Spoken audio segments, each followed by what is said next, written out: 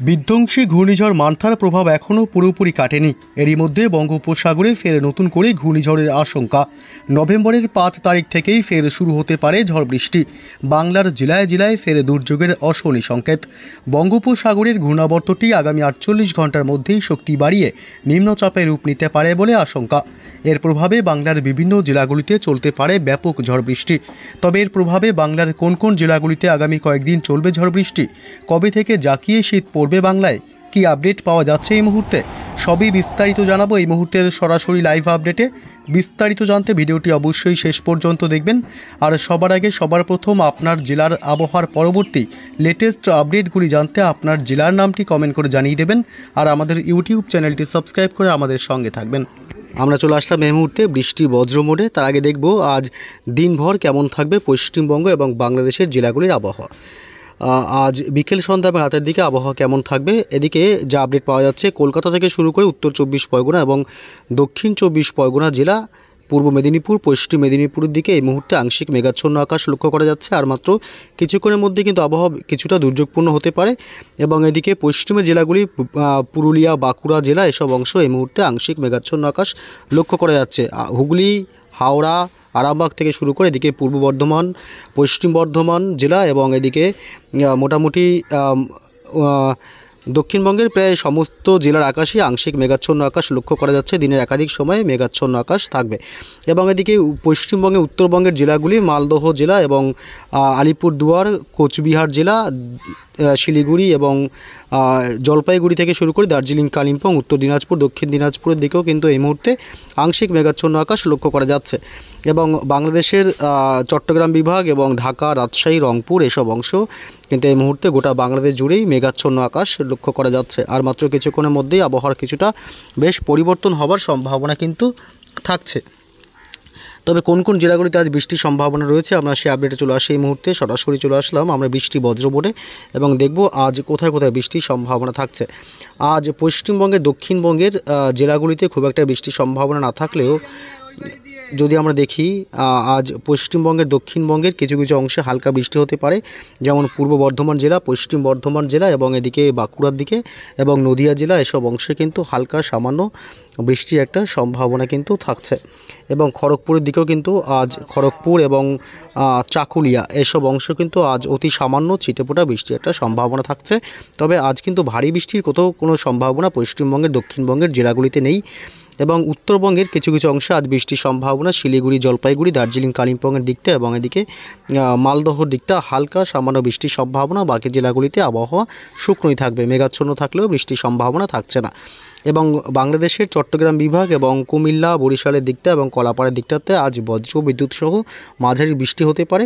এছাড়া মেহেরপুর, রাজশাহী বিভাগ এবং ময়মনসিংহ, রংপুর এবং ঢাকার দিকে এবং সিলেট বিভাগের দিকে হালকা বিক্ষিপ্তভাবে জায়গায় জায়গায় বৃষ্টি হওয়ার সম্ভাবনা থাকছে। আমরা যদি একটু রাতের আপডেটে যাই, রাতের আপডেটে মোটামুটি সমস্ত পশ্চিমবঙ্গের উত্তর থেকে দক্ষিণ দুই প্রান্ত এবং বাংলাদেশের যে সমস্ত জেলাগুলি আবহাওয়া মোটামুটি শুকনোই থাকবে। আজ রাতের দিকে কোনো বৃষ্টির সম্ভাবনা তেমন থাকছে না। সোমবার সকাল থেকে মোটামুটি কোথাও বৃষ্টির সম্ভাবনা নেই, দুপুরেও কোনো বৃষ্টির সম্ভাবনা থাকছে না। এবং সোমবার দিনভর পশ্চিমবঙ্গে এবং বাংলাদেশে কোথাও কিন্তু বৃষ্টির সম্ভাবনা থাকছে না। তবে আপনাদের সাথে যে আপডেটটা আমি শেয়ার করছিলাম যে 5 তারিখের মধ্যে অর্থাৎ নভেম্বর মাসের 5 তারিখের মধ্যে কিন্তু ফের একবার বৃষ্টির সম্ভাবনা তৈরি হবে। যেহেতু আপনারা দেখতে পাচ্ছেন এই মুহূর্তে একটি ঘূর্ণাবর্ত অবস্থান করছে উত্তর পূর্ব বঙ্গোপসাগরে, যে কারণে কিন্তু এই আবার একটা বৃষ্টির সম্ভাবনা থাকছে বাংলার বিভিন্ন প্রান্তে। এটি আগামী 24 থেকে 48 ঘন্টার মধ্যে নিম্নচাপে রূপ নেবে। একটি ঘূর্ণাবর্ত তৈরি হয়েছে বঙ্গোপসাগরে, সেটি উত্তর পূর্ব দিকে এগোবে এবং এগিয়ে এটি কিন্তু মায়ানমার উপকূলের কাছাকাছি বেশ কিছুটা বৃষ্টি এবং বজ্রপাত সহ দমকা ঝোড়ো হাওয়া ঘটাবে। এবং আমরা যদি মঙ্গলবারে আপডেটে যাই, মঙ্গলবারে আপডেটে গেলে আমরা দেখতে পাবো কিন্তু বাংলার দিকে অনেকটা এগিয়ে আসবে এই নিম্নচাপ, অর্থাৎ মঙ্গলবারের মধ্যে এটি গভীর নিম্নচাপে রূপ নিতে পারে বলে আশঙ্কা করা হচ্ছে। এর প্রভাবে কিন্তু একাধিক জেলায় ব্যাপক ভারী বৃষ্টির সম্ভাবনা থাকছে। এটি বাংলার দিকে ঢোকার চেষ্টা করছে, বিশেষ করে সিতুয়ে, টেকনাফ এবং মহেশখালী। বাংলাদেশের চট্টগ্রাম বিভাগের দিকে এই নিম্নচাপের প্রভাবটা সবথেকে বেশি পড়তে পারে বলে এখনও পর্যন্ত কিন্তু আশঙ্কা করা হচ্ছে। মঙ্গলবার থেকেই ব্যাপক বৃষ্টি শুরু হয়ে যাবে চট্টগ্রাম বিভাগ এবং মহেশখালী, টেকনাফ এসব অংশে ব্যাপক বজ্র বিদ্যুৎ সহ ভারী থেকে অতি ভারী বৃষ্টির একটা জোরালো কিন্তু সম্ভাবনা থাকছে। তবে আমরা যদি একটু 5 তারিখের আপডেটে যাই তাহলে দেখব কিছু কিছু অংশে কিন্তু কিছুটা পরিবর্তন লক্ষ্য করা যাবে। যদি আমরা 5 তারিখের দিকে যাই, 5 তারিখে কিন্তু আবার ভারী থেকে অতি ভারী বৃষ্টির একটা জোরালো দুর্যোগ কিন্তু বাংলার জেলায় জেলায় থাকছে। দেখতে পাচ্ছেন এই মুহূর্তে যে আপডেট পাওয়া যাচ্ছে, বুধবার 5 তারিখের দিকে একদম গভীর নিম্নচাপটি কিন্তু বাংলার দিকে চলে আসছে, অর্থাৎ উত্তর দিকে এগোতে থাকবে। এর প্রভাবে কিন্তু 5 তারিখ সকাল থেকে দিনভর কিন্তু ব্যাপক ঝড় বৃষ্টির সম্ভাবনা রয়েছে। বিশেষ করে বাংলাদেশের উপকূলবর্তী এলাকায় এই গভীর নিম্নচাপটি ঢুকতে পারে, যার কারণে কিন্তু ব্যাপক ভারী থেকে অতি ভারী বৃষ্টি হতে পারে। তবে এখনও পর্যন্ত এটি যে ঘূর্ণিঝড়ে পরিণত হবে তেমন কিন্তু কোনো আপডেট নেই। যদিও বা ঘূর্ণিঝড়ের রূপ নিতে পারে পরবর্তীতে, তা এখনও পর্যন্ত তেমন আপডেট আসেনি। পরবর্তী আপডেটে অবশ্যই আপনাদেরকে জানাবো যে ঘূর্ণিঝড় কতটা তৈরি হওয়ার সম্ভাবনা রয়েছে। এই ঘূর্ণাবর্তটি শক্তি বাড়িয়ে তারপর নিম্নচাপ, তারপরে গভীর নিম্নচাপ, তারপরে ঘূর্ণিঝড় রূপ নেবে কিনা। 5 তারিখ দিনভর ব্যাপক বৃষ্টি হতে পারে বাংলাদেশের কিছু অংশে, যেমন চট্টগ্রাম বিভাগ, এদিকে রয়েছে মহেশখালী, টেকনাফ এলাকা এবং কুমিল্লা থেকে শুরু করে সেনবার্গ, ফটিকছড়ি উপজেলা, এসব অংশে ভারী থেকে অতি ভারী বৃষ্টির সাথে প্রচণ্ড বজ্রপাতের একটা আশঙ্কা থাকবে। তবে পশ্চিমবঙ্গের উত্তর থেকে দক্ষিণ দুই প্রান্তে কিন্তু এর প্রভাব পড়ছে না বলে কিন্তু এখনও পর্যন্ত অনুমান করা হচ্ছে। যদি 5 তারিখ বুধবার কিন্তু, আর যদি আমরা এখানে দেখি, বর্তমানে আমরা দেখতে পাচ্ছি এটা ECMWFA, এবং আমরা যদি আইকনে দেখি, আইকন নামক যে ওয়েবসাইটটি আছে সেখান থেকে কিন্তু দেখা যাচ্ছে, মানে স্যাটেলাইটের মাধ্যমে, যে এটি কিন্তু বুধবার 5 তারিখ ব্যাপক একটা গভীর নিম্নচাপের রূপ নেবে, এমনকি ঘূর্ণিঝড়ের রূপ নিতে পারে বলেও কিন্তু আশঙ্কা করা হচ্ছে। যেহেতু এটা এশিয়া মহাদেশের মধ্যে খুব একটা বিশ্বস্ত সাইট নয়, তাই আপনাদেরকে ECMWF থেকেই দেখানো হচ্ছে যে এর প্রভাবে কিছুটা কিন্তু ঝড় বৃষ্টির একটা জোরালো সম্ভাবনা থাকছে।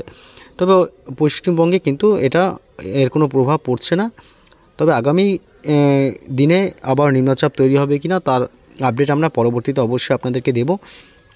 তবে শীত কবে পড়বে অনেকে জানতে চেয়েছিলেন, যে শীত পড়ার তা আবহাওয়া দপ্তর থেকে এখনও পর্যন্ত যা অনুমান করা হচ্ছে তাতে নভেম্বর মাসের দ্বিতীয় সপ্তাহ থেকে তৃতীয় সপ্তাহের মধ্যে কিন্তু বাংলায় একটা জাঁকিয়ে শীত প্রবেশ করতে পারে বলে এখনও পর্যন্ত কিন্তু অনুমান করা হচ্ছে। যে ক্ষেত্রে কিন্তু বেশ কিছুটা তাপমাত্রা নামতে পারে, অর্থাৎ আগামী সপ্তাহে, অর্থাৎ দ্বিতীয় সপ্তাহ বা তৃতীয় সপ্তাহে কিন্তু একটা জাঁকিয়ে বা জোরালো শীতের কিন্তু সম্ভাবনা থাকবে বলে এখনও পর্যন্ত আবহাওয়া দপ্তর থেকে কিছুটা ইঙ্গিত মিলছে। তবে এবারটা যদিও বা শীত একটু দেরিতেই পড়ছে, বারবার নিম্নচাপের বাধার প্রভাবে কিন্তু শীত থমকে রয়েছে, এবং ঘূর্ণাবর্ত যেহেতু বঙ্গোপসাগরে একাধিকবার হচ্ছে, এই কারণে কিন্তু শীতের পথে বাধা হয়ে দাঁড়িয়েছে ঘূর্ণাবর্ত। তবে আর বেশি দিন বাকি নেই, দ্বিতীয় সপ্তাহ বা তৃতীয় সপ্তাহের মুখোমুখিতে কিন্তু জোরালো শীত পড়তে পারে বাংলায়, এমনটাই কিন্তু আবহাওয়া দপ্তর থেকে মোটামুটি ইঙ্গিত মিলছে।